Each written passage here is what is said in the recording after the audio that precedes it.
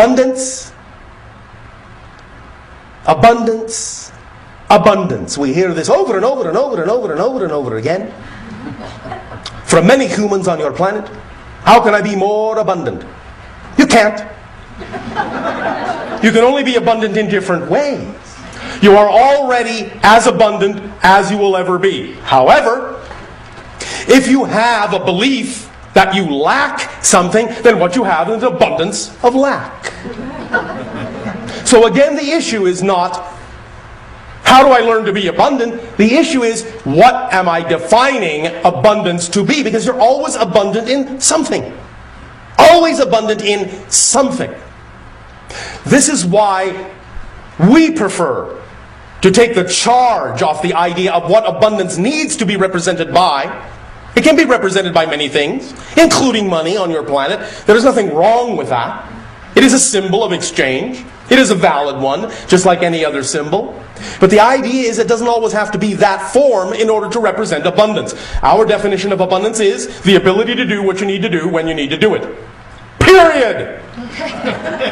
That's it. The ability to do what you need to do when you need to do it. Why do you care how it comes to you as long as you have the ability to do what you need to do when you need to do it?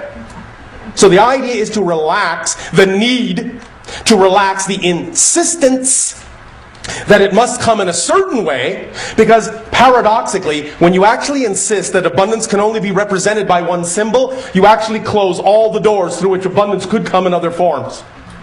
And so you're actually not being abundant at all, in the sense of feeling it or experiencing it in its widest possible format. The idea is that somebody could give you something. That's abundance. You could find something. That's abundance. It's all abundance. Let it come to you in whatever form works best. Let it come along the path of least resistance. For why should it be a struggle? To reflect the idea of the abundance of creation. There is enough. There is enough. There is enough for everyone. If there was not enough of whatever kind of abundance each of you needed to have, if there was not enough for you, believe me, you wouldn't exist. Because the universe, the creation, does not in that context make superfluous mistakes. It does not create more than it's capable of supporting. So if you exist, that means the universe is capable of supporting you, or you wouldn't exist. So why not give yourself the benefit of the doubt? If you exist, there must be enough for you, and it must come in a form that is actually relevant for what represents your highest excitement, your highest preference. Because nothing else would make sense. Let this be obvious. Let it be logical. This is what our civilization calls the science of the obvious. If there are a certain number of people that exist on your planet, then there is enough for all, as long as you all allow the abundance to come in the way that actually works for you. Because not everyone needs or wants the same kind of expression of abundance. So the idea is, if you all allow synchronicity to show you what your kind of abundance may be at any given moment, and this doesn't mean you can't have this kind then, and this kind now, and another kind later on. It can change around, but it will change around in such a manner that it will change around in harmony with everyone else's change around. So that if suddenly someone needs this, and you need that, and then later you need this, and they need that, it will change in perfect harmony, in perfect synchronicity. And you will get it when you need it. At exactly the right place, at exactly the right time. Not a moment before, but not a moment later either. The idea is to understand that you don't have to make any of this work.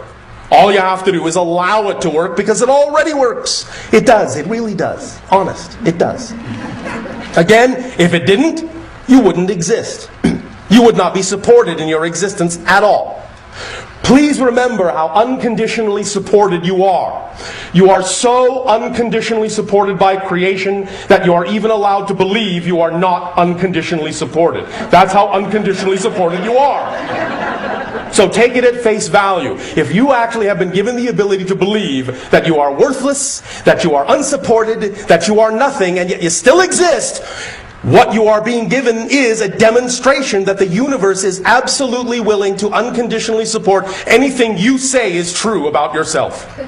So if it's willing to support you when you say, I'm worth nothing, I am hateful, I am a bad person, I am worthless, if it's willing to support you there, it is certainly willing to support you when you say, I am creative, I am loving, I deserve.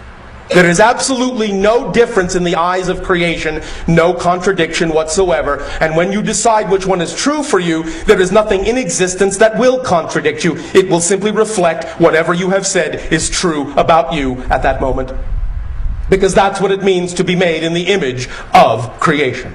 That you decide, you have your free will to decide who and what you are, and that reflection is given to you through your passion, your joy, your love, your excitement. It's as simple as that if you want it to be. Of course, if you enjoy complication, by all means, please do so.